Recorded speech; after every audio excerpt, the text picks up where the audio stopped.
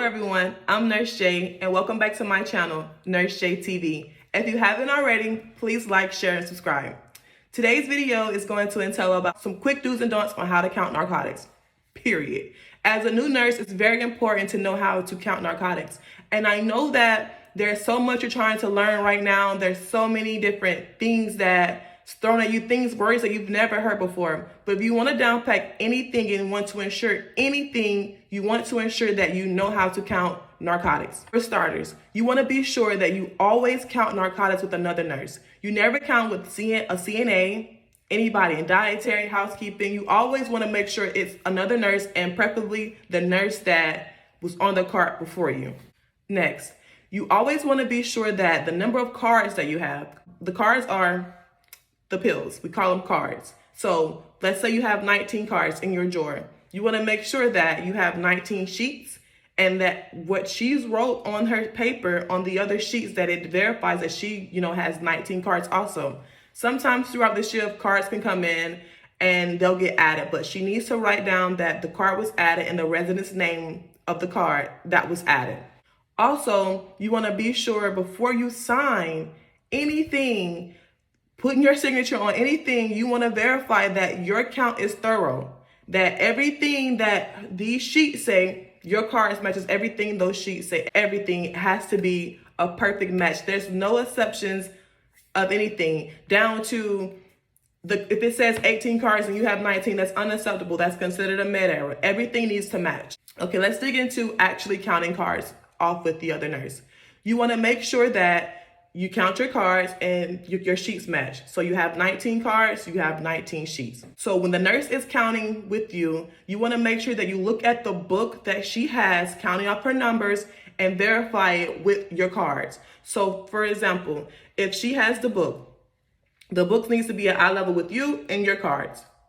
If she says 21, you should be able to verify that the number she said is also written there on the book and your card matches what she says.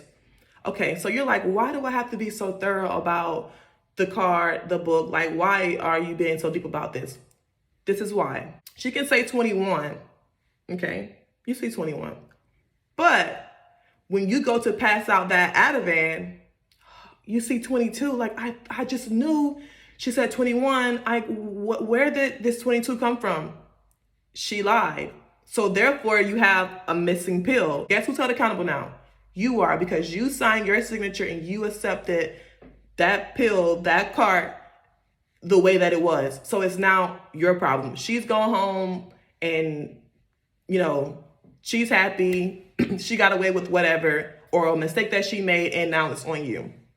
So always be sure, no matter how much in the rush that you are, and never trust somebody so much that you feel like, oh, I count up for her all the time. I trust her. Like, I don't have to look at the book, girl, you're good. Like, no, you look at the book always. Never trust anybody, because everybody's human. They make mistakes.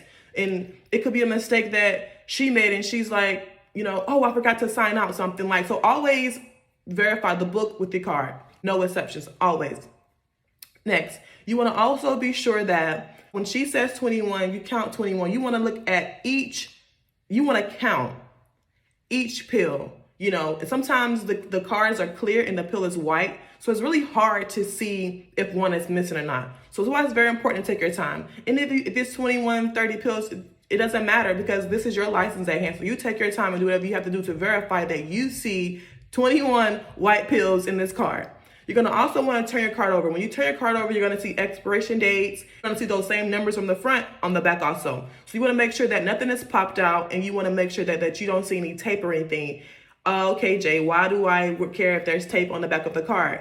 Okay, this is why. A person can put, a white Tylenol in there and tape it up, and you're counting from the front and you see a white pill, so you're thinking everything is okay. But when you turn over to the back, you see like, oh, there's tape and there's a Tylenol in here. Like, it's still on you, because you did what? You signed off and you verified that everything was correct. So it's very important to thoroughly, accurately, triple, double, quadruple check these medications, because this is your license at stake.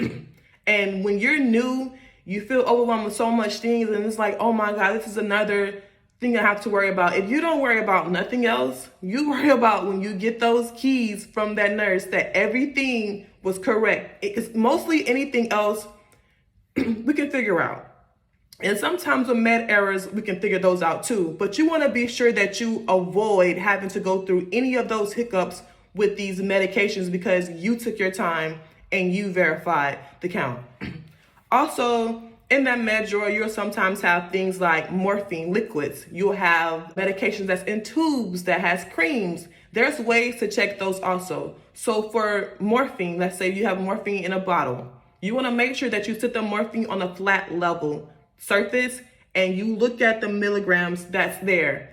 If it's over, you're thinking, oh, okay, it's over, girl, you're fine, you know, more is better. That's not true.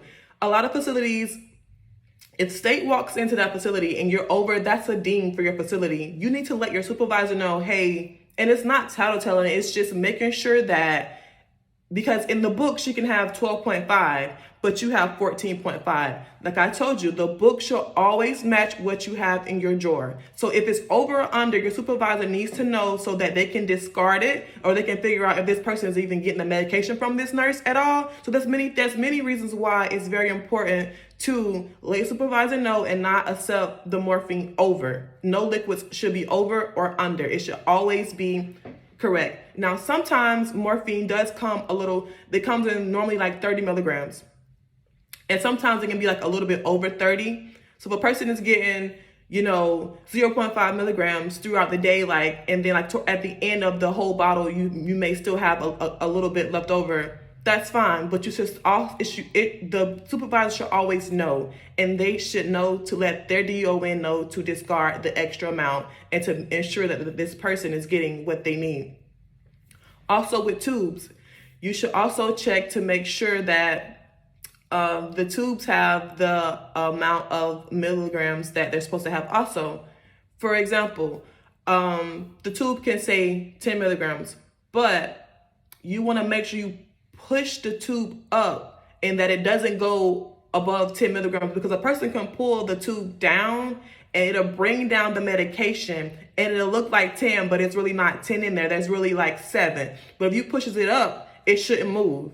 If you push it up and it goes to 7, hey, you have 10 milligrams missing and you need to notify your director or supervisor that you have some missing medication. And that's one that's easily missed because you just look at the tube, oh, it says 10. No, you need to double check because there's so many different tricks that people can use to get over, on the system. But we want to make sure that we keep our license intact as a new nurse and that we're following proper protocols.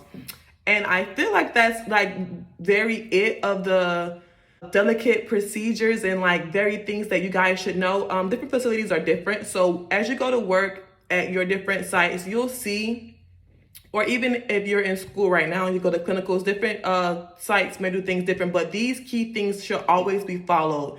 Other things may change, like some people, you don't count the cards, or everybody's a little different with some stuff. But if you want to double check yourself and make sure that you're doing your job and your license is okay, that you can take those keys with a sound mind, that I have counted and I have verified that everything is correct. This is the video that you would want to thoroughly look at. I'm sorry that it's so long, but it's very much needed. And on my next video, I have a small testimony on why this is very important. So stay tuned to hear my story on what happened to me and giving narcotics. Have a good day.